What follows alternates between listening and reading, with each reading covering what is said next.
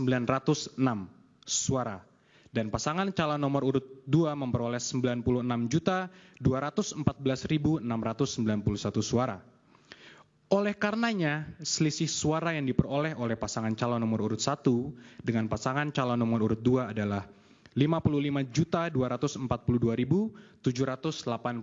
suara. Sehingga dengan selisih suara yang sangat jauhnya, masih layakkah untuk diadili oleh Mahkamah Konstitusi? Tentu sangat tidak layak. Kemudian dalam hal rekapitulasi penghitungan perolehan suara secara nasional, Pasal 407 ayat 1 Undang-Undang Pemilu menyebutkan, dianggap dibacakan, peserta pemilu dimaksud adalah partai politik untuk pemilu anggota DPRD provinsi, anggota DPRD kabupaten kota, perseorangan untuk pemilu anggota DPD, dan pasangan calon yang diusulkan oleh partai politik atau gabungan partai politik untuk pemilu presiden dan wakil presiden. Mengacu pada ketentuan pasal 407 ayat 1 Undang-Undang Pemilu, maka dugaan terjadinya pelanggaran, penyimpangan, dan atau kesalahan dalam pelaksanaan rekapitulasi perhitungan perolehan suara secara nasional menjadi kewenangan Bawaslu. Dengan demikian terhadap dugaan terjadinya pelanggaran, penyimpangan, dan atau kesalahan dalam pelaksanaan rekapitulasi perhitungan perolehan suara, kalaupun benar ada kuat non, harus diselesaikan hanya, sekali lagi, hanya oleh Bawaslu, bukan oleh Mahkamah Konstitusi. Selanjutnya, pemohon mendalilkan dalam permohonannya, kami anggap telah dibacakan, ada 19 poin yang mulia. Dapat kami sampaikan bahwa seluruh dalil tersebut adalah tidak benar dan tidak terbukti kebenarannya.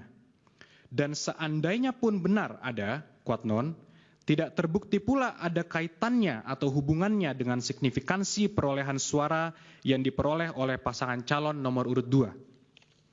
Artinya, perbuatan-perbuatan tersebut seandainya pun ada, kuat non, tidak dapat dibuktikan ada hubungan kausal atau pengaruh dengan perolehan suara yang diperoleh oleh pasangan calon nomor urut 2. Terlebih lagi, kesemua hal tersebut di atas tidak dapat dibuktikan secara terstruktur, sistematis, dan masif.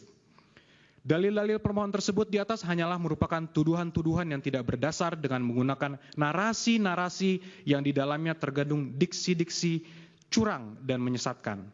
Semata-mata hanya untuk menggiring opini dengan tujuan mendegradasi terpilihnya pasangan calon nomor urut 2. Tuduhan-tuduhan tersebut adalah tuduhan yang sangat menyakitkan karena telah menafikan hak mayoritas rakyat Indonesia untuk menentukan pilihannya memilih pasangan Prabowo Gibran yang begitu dicintai dan diharapkan oleh mayoritas rakyat Indonesia sebagai presiden dan wakil presiden Indonesia. Hal ini terlihat dari besarnya jumlah suara yang diberikan oleh rakyat kepada pasangan Prabowo Gibran, yaitu sebanyak 96.214.691 suara, atau setara dengan 58,58%. Oleh karena itu, dapat disimpulkan bahwa pihak pemohon tidak pada tempatnya mendalilkan dan memohon mendiskualifikasi pasangan calon Prabowo Gibran sebagai calon presiden dan wakil presiden kepada Mahkamah Konstitusi. Karena hal tersebut menjadi kewenangan Bawaslu. Hanya ada satu kewenangan Mahkamah Konstitusi dalam sengketa pemilu presiden dan wakil presiden, yakni terhadap hasil perhitungan suara yang mempengaruhi penentuan terpilihnya pasangan calon atau penentuan untuk dipilih kembali pada pemilu presiden dan wakil presiden sesuai pasal 475 ayat 2 Undang-Undang Pemilu. Bagian berikutnya yang mulia kami masuk kepada dugaan pelanggaran yang dilakukan oleh pemohon. Dalil-dalil pemohon terkait tuduhan pelanggaran yang dilakukan pihak terkait hanyalah merupakan tuduhan-tuduhan yang tidak berdasar dengan menggunakan narasi-narasi yang di dalamnya terkandung diksi-diksi curang dan menyesatkan semata-mata hanya untuk menggiring opini dengan tujuan mendegradasi terpilihnya pasangan calon nomor urut 2. Adapun yang sebenarnya terjadi justru pemohonlah yang tercatat diduga melakukan berbagai pelanggaran pemilu berdasarkan data Bawaslu sebagai berikut. Kami izin hanya membacakan mungkin 2 saja yang mulia, total ada 36 laporan. Ya, silakan. Yang pertama, laporan terhadap paslon 01 di KPU RI tanggal 14 November 2023 atas pelanggaran pasal 27 ayat 1 Peraturan KPU nomor 20 tahun 2023. Yang kedua ada lagi laporan terhadap Cawapres Paslon 01 di Smesco Convention Hall, Jakarta Selatan, DKI Jakarta, tanggal 29 November 2023, atas pelanggaran pasal 28 ayat 1 huruf C dan D Undang-Undang Pemilu dan pasal 72 ayat 1 huruf C dan D Peraturan KPU nomor 20 tahun 2023. Itu 2 dari total 36 dugaan terjadinya pelanggaran yang kami anggap telah dibacakan, Yang Mulia. Ya, lanjut halaman 69 huruf E.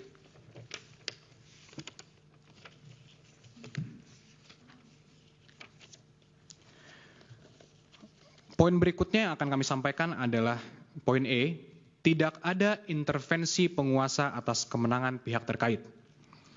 Pemohon dalam permohonannya mendalilkan adanya intervensi penguasa. Dalam hal ini Presiden, para menteri, PJ Kepala Daerah, aparatur negara, kepala desa, untuk memenangkan pihak terkait dalam kontestasi pemilihan Presiden dan Wakil Presiden 2024.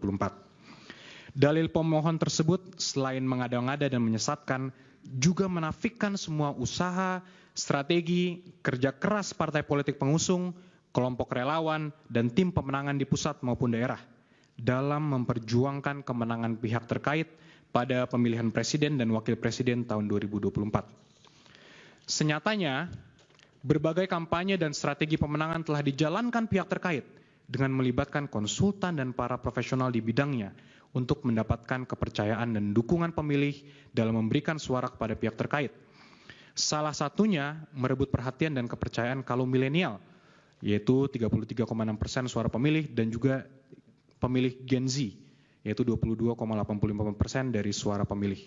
Dengan menghadirkan sosok tokoh muda sebagai calon wakil presiden, serta komunikasi kampanye yang sesuai kehidupan kaum muda. Alhasil, semua perencanaan kampanye dan strategi kemenangan yang dijalankan telah membawa kemenangan bagi pihak terkait dengan memperoleh suara 58,58% atau setara dengan 96.214.691. Dalil pemohon yang seolah menunjukkan adanya intervensi dari Presiden dan para menteri dengan mempolitisasi program kerjanya dalam memenangkan pihak terkait kiranya sangat absurd dan mengada-ngada. Mengingat semua program kerja Presiden dan para menterinya telah direncanakan jauh hari atau setidaknya setahun sebelumnya dengan pengajuan anggaran atau APBN yang telah disetujui DPR. Sehingga bagaimana mungkin program kerja pemerintah tersebut dikait-kaitkan dengan kontestasi pemilihan Presiden dan Wakil Presiden tahun 2024. Selanjutnya mengenai dalil pemohon tentang kenaikan gaji dan tunjangan penyelenggara pemilu di momen kritis adalah dalil yang keliru dan sangat mengada-ngada. Karena hal tersebut merupakan program Kementerian Pendayagunaan Aparatur Sipil Negara dan Reformasi Birokrasi atau PAN-RB yang telah ditetapkan pada tahun anggaran sebelumnya. Pemberiannya dalam bentuk tunjangan berbasis capaian kinerja dan bukan kenaikan kerja sebagaimana didalilkan oleh pemohon.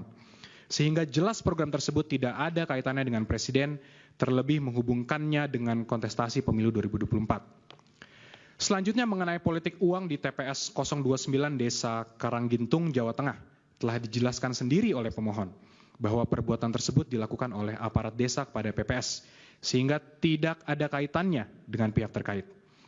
Sedangkan mengenai pemberian uang yang dilakukan Gus Miftah, itu dilakukan dalam kapasitas pribadi.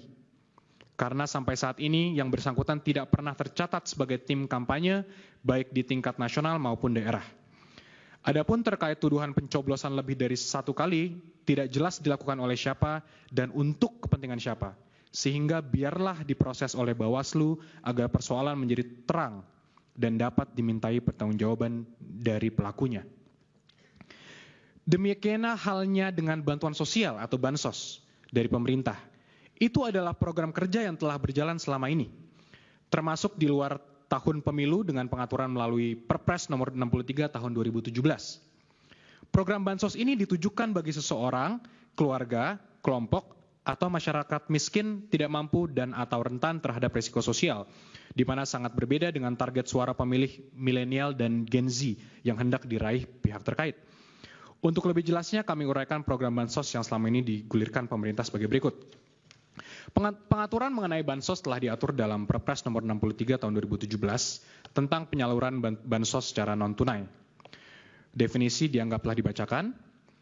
Bansos dapat diberikan apabila terjadi potensi kerentanan sosial yang ditanggung oleh seseorang, keluarga, kelompok, dan atau masyarakat sebagai dampak krisis sosial, krisis ekonomi, krisis politik, fenomena alam, dan bencana yang jika tidak diberikan bansos akan semakin terpuruk dan tidak dapat hidup dalam kondisi wajar, sebagaimana dalam pasal 1 angka 2 Perpres 63 tahun 2017 yang definisinya dianggap telah dibacakan.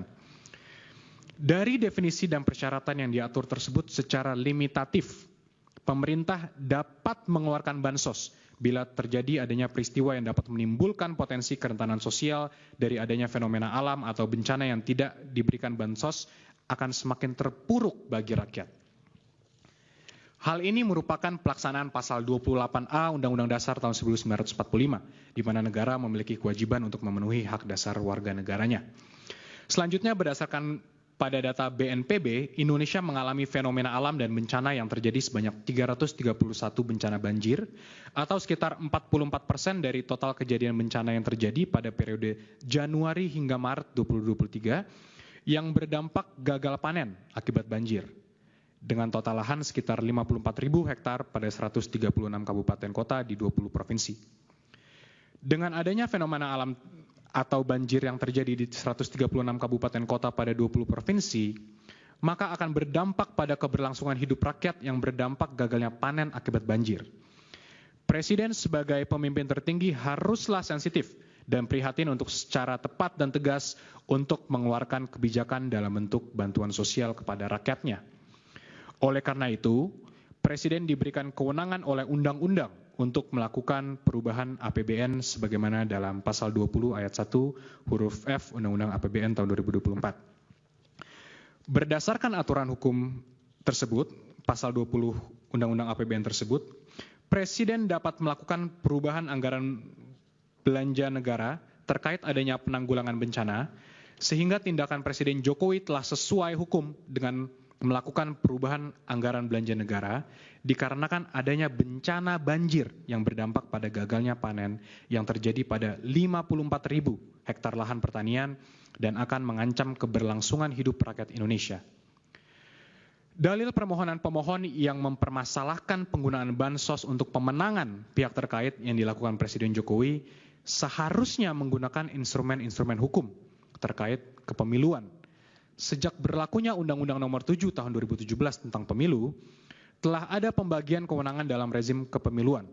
Jenis pelanggaran administrasi pemilu dan sengketa proses pemilu yang merupakan kewenangan dari Bawaslu, pelanggaran pidana pemilu merupakan kewenangan Gakumdu, dan sebuah lembaga yang memeriksa dan mengadili pelanggaran etik penyelenggara pemilu melalui DKPP. Serta perselisihan hasil pemilu merupakan kewenangan dari Mahkamah Konstitusi. Bila berkaca pada pembagian kewenangan dalam rezim kepemiluan dihubungkan dengan dalil permohonan pemohon tersebut, maka dalil tersebut dapat dikategorikan sebagai pelanggaran pemilu bila hal tersebut terbukti sebagai pelanggaran pemilu. Hal ini berdasarkan pada pasal 283 ayat 1 Undang-Undang Pemilu yang dianggap telah dibacakan. Dari uraian di atas, pelanggaran pemilu dapat dilihat dari definisinya dalam pasal 1 angka 31 Perbawaslu nomor 8 2022 dianggap telah dibacakan.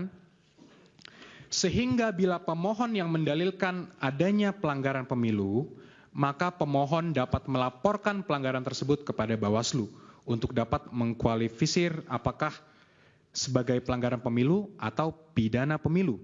Berdasarkan hasil kualifisir tersebut, Bawaslu akan mendistribusikan kasus sengketa pemilu ke Dewan Kehormatan Penyelenggara Pemilu, KPU, Peradilan Umum, ataukah Peradilan Tata Usaha Negara. Pemohon secara kasat mata telah mencampur adukan antara pelanggaran pemilu dengan perselisihan hasil pemilu. Dengan catatan, itu pun kalau pelanggaran pemilu yang didalilkan dapat dibuktikan secara sah dan meyakinkan. Tapi senyatanya dari pemohon belum ada satupun yang mengajukan laporan ke Bawaslu terkait adanya dugaan pelanggaran pemilu yang dilakukan Presiden yang memberikan bantuan sosial kepada rakyat akibat adanya peristiwa fenomena alam atau banjir yang terjadi di 136 kabupaten kota pada 20 provinsi. Dilanjut ke huruf L, halaman 76, kesimpulan semuanya itu. Baik, Yang Mulia. Maka berdasarkan peraturan perundang-undangan yang telah diuraikan di atas, terkait adanya program penggunaan bansos oleh Presiden telah sesuai dengan peraturan perundang-undangan, yaitu berdasarkan pasal 20 ayat 1 huruf F Undang-Undang APBN tahun 2024, Jungto Perpres 63 tahun 2017, serta didukung dengan adanya peristiwa fenomena alam atau bencana banjir yang terjadi di 136 kabupaten kota pada 20 provinsi dari 331 bencana banjir, atau sekitar 44% dari total kejadian bencana yang terjadi pada periode Januari hingga Maret 2023 yang berdampak gagal panen akibat banjir berdasarkan data BNPB. Sebagaimana telah kami singgung pada bagian pendahuluan, program Bansos merupakan amanat konstitusi yang bertujuan untuk sebesar-besarnya kemakmuran rakyat, yang mana sepanjang program Bansos dimaksud kemudian secara normatif telah dimasukkan ke dalam kerangka APBN yang dibahas dan disepakati bersama antara pemerintah, DPR RI, maka hal-hal lebih lanjut dan teknis dalam penyalurannya ialah menjadi open legal policy dari pemerintah. Dalil pemohon yang menyatakan Presiden melakukan 16 kali kunjungan selama 4 bulan pada kantong-kantong suara rendah Prabowo di tahun 2014 dan 2019 kiranya mengada-ngada dan menyesatkan publik. Adapun sebagaimana pemberitaan di berbagai media, kunjungan Presiden dan menterinya dalam kurun waktu tersebut berkaitan dengan penyaluran bansos terhadap masyarakat berdampak banjir dan fenomena El Nino yang terjadi di daerah tersebut, yang diantaranya berdampak gagal panen dan sebagainya. Wilayah kunjungan tersebut bukanlah kantong-kantong suara rendah Prabowo di tahun 2014 dan 2019. Sehingga dalil yang dikemukakan pemohon jelas mengada-ngada dan ilusoir semata.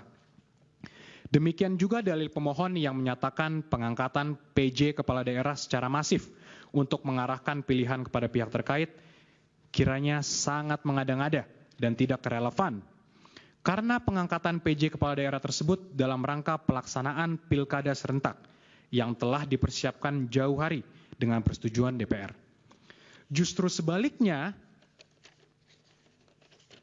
dari beberapa dokumen terbukti bahwa beberapa orang PJ Kepala Daerah yang telah memberikan dukungan kepada pasangan calon presiden dan wakil presiden nomor urut 1 maupun pasangan calon presiden dan wakil presiden nomor urut 3 dengan uraian sebagai berikut. Pertama, adanya fakta integritas yang ditantangani oleh PJ Bupati Sorong untuk memenangkan paslon nomor urut 3 dalam kontestasi pemilihan umum presiden tahun 2024. Kasus penggeledahan PJ Bupati Sorong oleh KPK di rumah dinas PJ Bupati Sorong menemukan fakta integritas PJ Bupati Sorong yang diwajibkan mendukung pasangan Ganjar Mahfud. Kemudian adanya keterlibatan BIN sebagaimana beredarnya video pencoblosan surat suara di luar waktu pemilihan yang terjadi di PPLN Kuala Lumpur dan persoalan DPT di Kuala Lumpur yang diduga melibatkan unsur-unsur dari BIN. Waktunya tinggal 7 menit ya. Baik, Yang Mulia. Kemudian satu lagi kami berikan contoh, keterlibatan PJ Bupati Kampar yang bersikap tidak netral dan mendukung serta memenangkan pasangan calon presiden dan wakil presiden nomor urut 1 dengan cara meminta melibatkan para kepala desa di wilayah Kampar untuk memilih pasangan calon presiden wakil presiden nomor urut 1 serta memilih calon legislatif dari partai pendukung pasangan calon presiden dan wakil presiden nomor urut 1. Dan kemudian PJ Bupati Kabupaten Kampar telah dicopot oleh Menteri Dalam Negeri sebagaimana surat keputusan Menteri Dalam Negeri nomor 100.2.1.3 strip 6598 tahun 2023 tentang pemberhentian dan pengangkatan pejabat Bupati Kampar. Selebihnya kami anggap telah dibacakan, Yang Mulia. Dan selanjutnya dalil pemohon yang menyatakan Presiden melanggar TAP MPR Romawi 9 garing MPR garing 1998 dan sejumlah peraturan lainnya terkait larangan nepotisme kiranya tidak tepat karena yang dimaksud nepotisme bila mana pejabat mengangkat anak atau saudaranya secara appointed. Sedangkan jika sang anak dipilih rakyat atau elected maka tidak termasuk nepotisme. Larangan ini bukan dimaknai seolah anak pejabat tidak boleh berkarir. Untuk penutup akan dilanjutkan dan disampaikan oleh Prof. Fatwa Sibuan. Terima kasih Yang Mulia.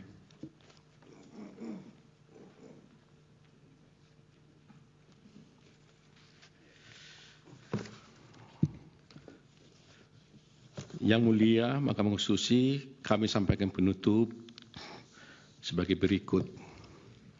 Berdasarkan hal-hal yang telah diuraikan di atas, pihak terkait dengan ini memohon kepada Yang Mulia Mahkamah Konstitusi agar mengadili permohonan pemohon dan putusan dengan amar sebagai berikut.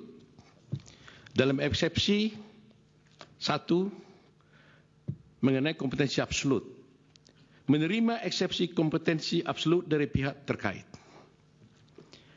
2, menyatakan Mahkamah Konstitusi tidak berwenang untuk memeriksa dan mengadili perkara akuo.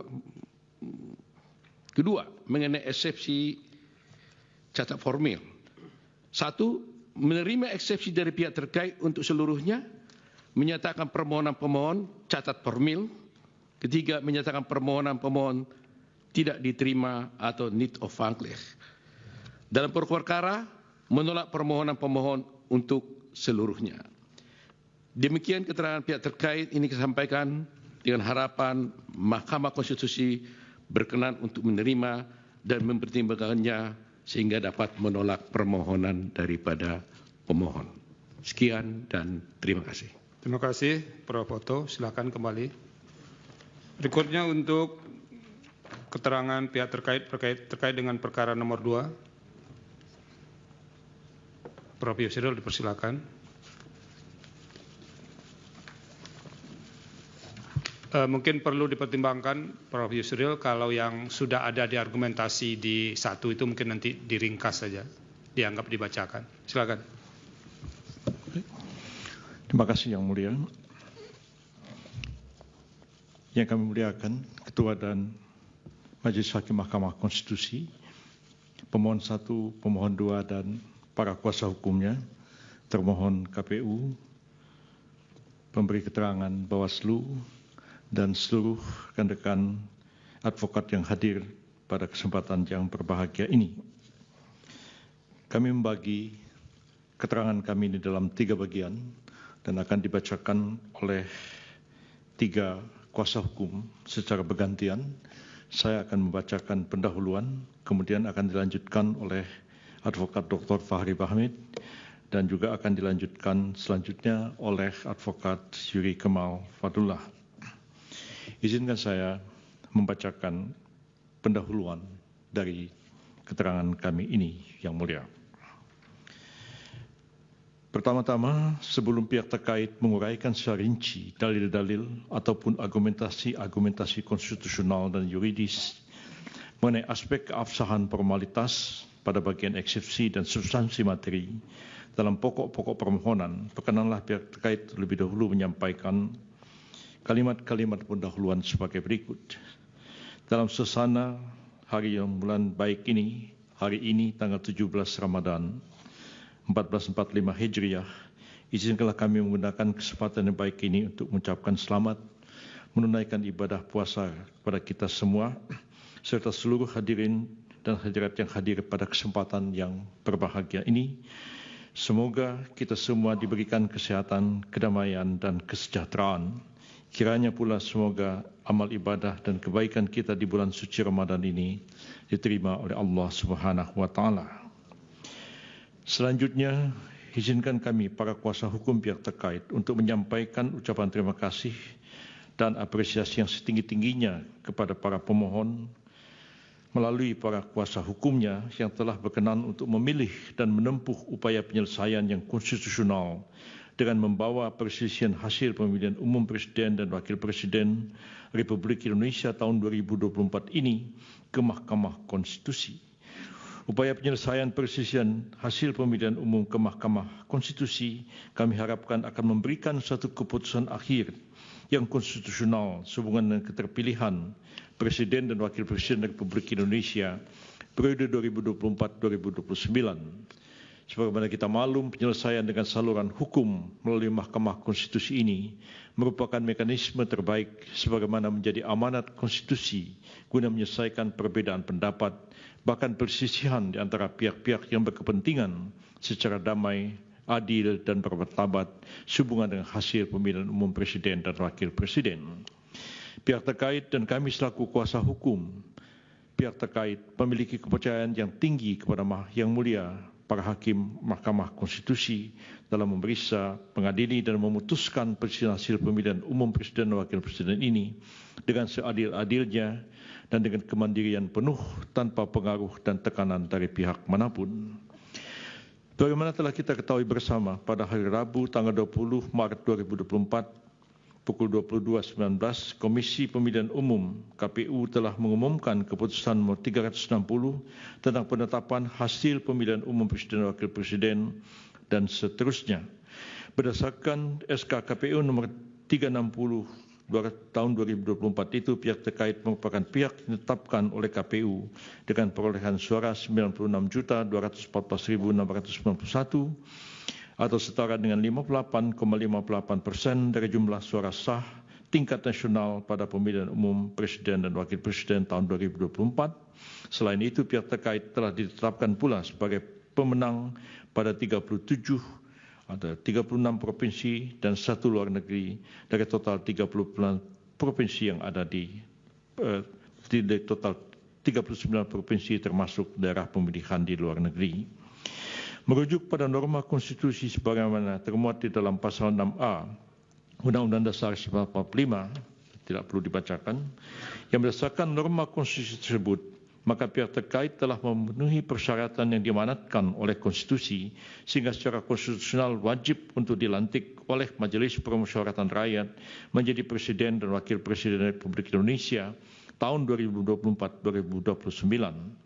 Tingginya perolehan jumlah suara sah yang diperoleh pihak terkait sudah barang tentu menunjukkan adanya kepercayaan dan keinginan yang begitu tinggi dari mayoritas rakyat Indonesia di hampir seluruh wilayah negara kesatuan RI termasuk luar negeri guna memberikan amanat kepada pihak terkait untuk menjadi Presiden dan Wakil Presiden RI periode 2024-2029. Rakyatlah yang dalam hal ini berdaulat menjadi penentu.